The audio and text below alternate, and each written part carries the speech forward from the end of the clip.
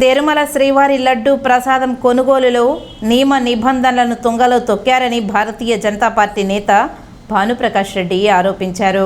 Tirupati press క్లబ్లో మంగళవారం media సమావేశంలో బీజేపీ నాయకులు ఈ సందర్భంగా మాట్లాడుతూ 2019-2024 మధ్యలో ఉన్న ఈవో చైర్మన్లు ఈ కల్తీ నెయ్యిలో లాలూచి పడ్డారని విమర్శించారు.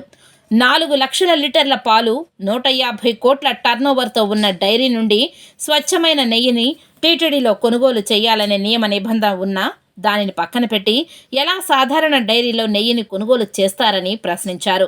అందుకు సంబంధించిన సాక్ష్యాధారాలను టీటీడీ నుంచి సేకరించి మీడియా ముందు ప్రదర్శించారు. ఆ సమయంలో వైసీపీ అక్రమాలను ప్రశ్నించామని గతాన్ని తెలియజేశారు. కానీ టీటీడీ పాలక మండలి ప్రధాన సూత్రధారులు వారి మనుషులకు టెండర్ దక్కాలని గూడు పుఠాని చేశారని, 3 సంవత్సరాలు ఉన్న నెయ్యి సరఫరా చేసేలా పాల డైరీ పర్మిషన్లు ఉల్లంఘించి 1 సంవత్సరానికి కుదించారని అన్నారు. ఇలా జరిగిన కొన్ని అవినీతి చిట్కాను మీడియా ముందు బయటపెట్టారు. సుప్రీంకోర్టు ఇచ్చిన తీర్పును అనుకూలంగా వైసీపీ నేతలు మార్చుకున్నారని దుయ్యబట్టారు. భవిష్యత్తులో వైకాపా భారీ మూల్యం చెల్లించుకోవాల్సి వస్తుందని హెచ్చరించారు. ఈ విలేకరుల సమావేశంలో బీజేపీ నాయకులు పాల్గొన్నారు. ఎవరున్నారు అప్పుడు? వైవి సుబ్బారెడ్డి గారు చైర్మన్గా ఉన్నారు. నాకు తెలిసి అప్పుడు ఈవో కాళ్ళ జవహర్ రెడ్డి గారు, లేకపోతే ధర్మారెడ్డి గారు, లేకపోతే అడిషనల్ ఈవోగా ధర్మారెడ్డి గారు ఉన్నారు. జేఈఓ అదే ఓఎస్డీగా 2020. వైవి సుబ్బారెడ్డి గారు చైర్మన్గా ఉన్నారు.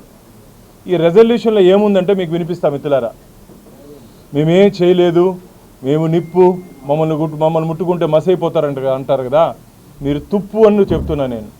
మీరు అధికారంలోకి వచ్చిన తర్వాత ధర్మకర్తల మండలిలో ఏ నిర్ణయాలు తీసుకోవాలయ్యా? బెటర్ ఉండాలి. గతంలో ఉన్నటి దానికన్నా బెటర్ ఆప్షన్, ఇంకా మంచి నిర్ణయాలు తీసుకోవాలి. స్వామివారి క్షేత్రానికి మంచి జరగాలి. వస్తున్నటువంటి నెయ్యి నాణ్యత కానీ ఏదైనా పెంచే ప్రయత్నం చేయాలి. మీ ఉద్దేశం ఏమి? దీని వెనకాల దాచింది ఇవి ఏం బయటపడలేదు మిత్రులారా. 2019 నుంచి 2024 వరకు మేము ఇలాంటి విధంగా కావాలంటే ఒక పేపర్ కూడా బయట రాలా. మామూలు వెబ్సైట్లో పెడతారు, వెబ్సైట్లో పెట్టలా.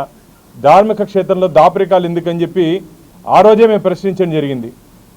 ధార్మిక క్షేత్రంలో దాపరికాలు ఎందుకని చెప్పి భారతీయ జనతా పార్టీ ఆ రోజే ప్రశ్నించడం జరిగింది. ఈరోజు అది రుజువైతుంది. దాపరికాలు ఎందుకంటే మీరు అనుకున్నట్టు మీ మనుషులకి టెండర్ దక్కాలా అని చెప్పి గతంలో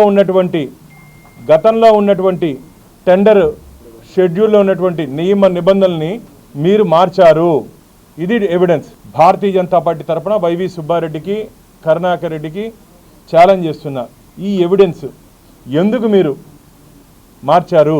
దీంట్లో ఉన్నటువంటి గైడ్లైన్స్ మీకు చెప్తారు. గతంలో ఏమున్నాయి, ఈ ప్రభుత్వం వచ్చిన తర్వాత ఏం మార్చింది.